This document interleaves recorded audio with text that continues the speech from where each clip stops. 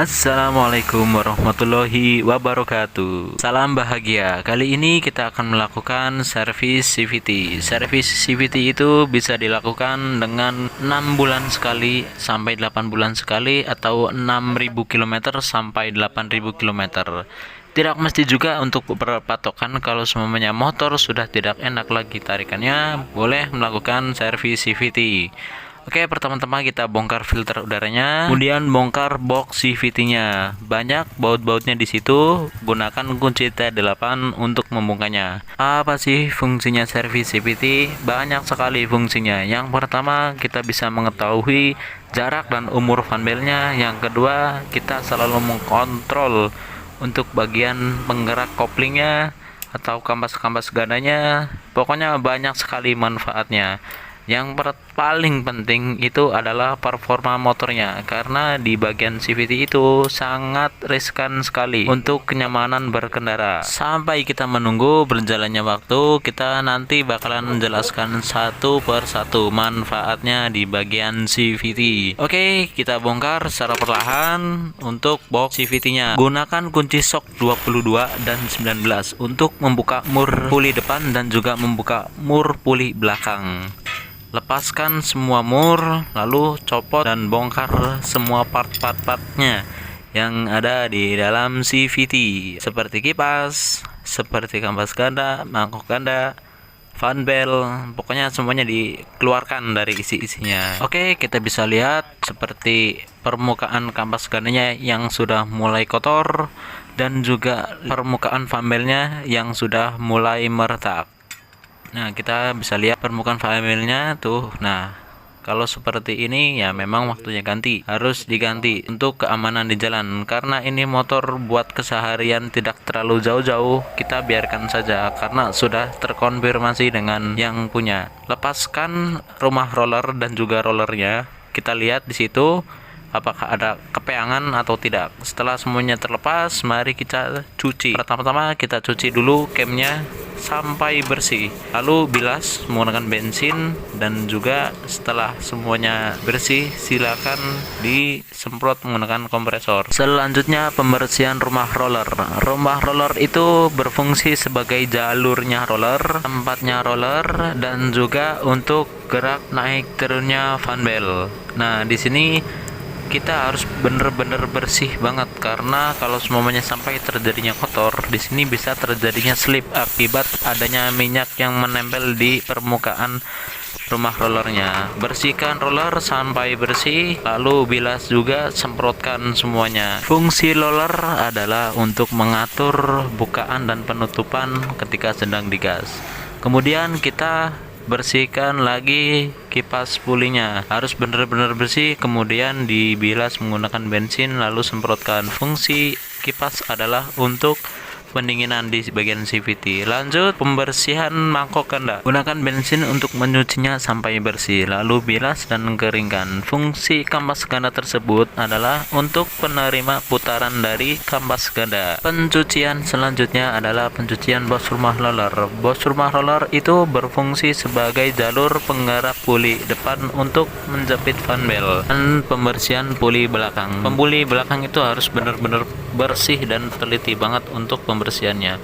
Fungsinya puli itu untuk menjepit fan bell, juga mengatur gerak turunnya fan bell dengan menggunakan per. Jangan lupa kampas gandanya dibersihkan. Gunakan amplas untuk pembersihannya. Ada 3 kampas ganda yang harus dibersihkan. Bersihkan semua. Fungsi kampas ganda tersebut untuk menekan dan menahan mangkok ganda, kemudian meneruskannya dengan gaya sentrifugal ke puli. Selanjutnya pembersihan di bagian rengkes. Pembersihan di bagian rengkes itu sangat penting sekali, karena di sini adalah tempat berkumpulnya debu-debu yang bergoyang. Kemudian jangan lupa bersihkan juga box filternya agar pembersihannya semuanya maksimal. Jangan ketinggalan di bagian box CVT-nya. Jangan sampai ketinggalan untuk pembersihannya, karena di sini pun juga banyak debu-debu yang bergoyang. Harus disingkirkan semua agar bersih dan maksimal glowingnya. Setelah pembersihannya semua selesai, jangan lupa di bagian bos rumah rollernya itu digemukin ya, atau dikasih grease, agar ketika nanti bergesekan atau dia berputar itu tidak haus. Nah, itu fungsinya grease. Di sini pun juga harus benar-benar teliti sekali agar tidak kemana-mana. Kalau semuanya kebanyakan nanti kena fanbel, licin, slip juga. Kalau semuanya terlalu sedikit, ya pasti bakalan berpengaruh ke performanya karena seret. Kemudian rumah lornya pun juga harus dikasih pelumas atau grease atau gemuk. Pokoknya mah di situ nih bagian situnya, pokoknya itu yang dikasih gemuk. Dan kemudian di bagian puli pun juga ada bearingnya. Nah di situ juga harus dikasih gemuk atau grease yang banyak, kemudian dilap sampai bersih. Di bagian as, krek as juga harus dikasih ya, agar bisa mendapatkan pelumasan yang maksimal. Di puli bagian as puli belakang juga harus dikasih grease semuanya.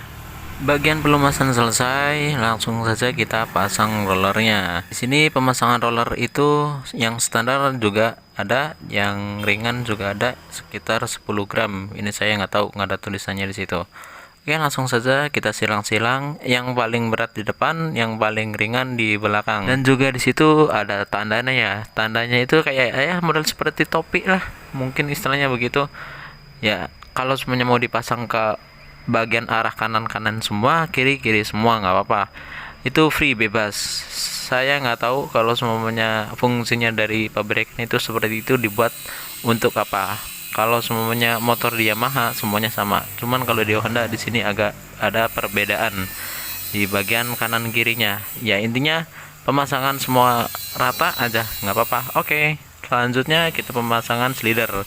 Slider itu juga berfungsi sangat penting sekali, karena kalau semuanya di situ sampai seret atau terlalu longgar, itu pasti bakalan berpengaruh ke tenaganya. Kalau semuanya longgar, pasti nanti bakal nyoklok. Kalau semuanya terlalu seret, juga waktu pas cara kerja camnya itu bakalan susah, karena cam juga salah satu fitur penting di bagian rumah roller.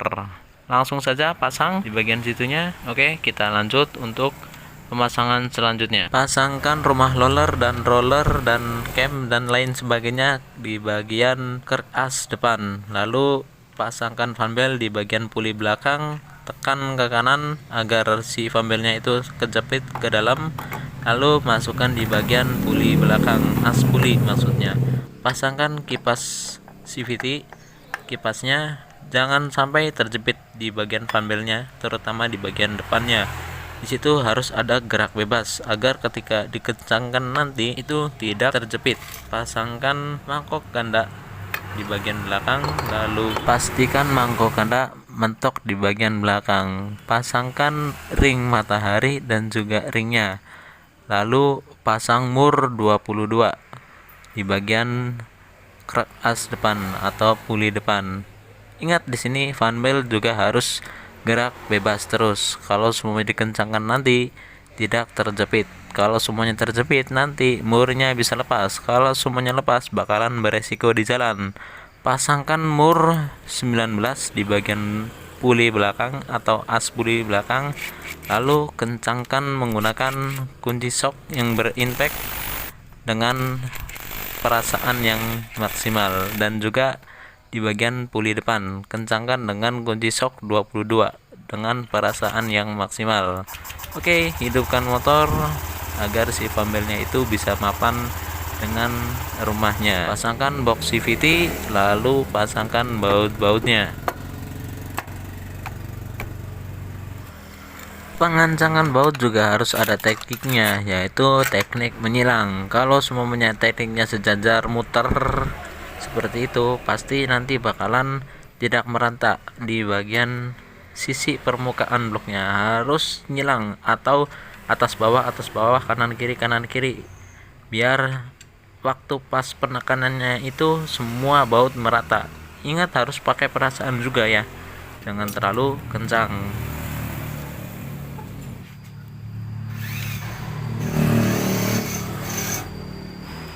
Pasangkan box filter udaranya, lalu masukkan baut-bautnya ke dalam lubang box filter, lalu kencangkan semuanya dengan merata. Setelah pemasangan selesai, sebelum kita kasihkan ke konsumen, mari kita test drive dulu untuk memastikan motor ini aman, enak dan aman tentunya setelah kita servis untuk merasakan perbedaannya. Seperti itulah tutorial servis CVT. Jangan lupa like, share dan komen ya. See you next video.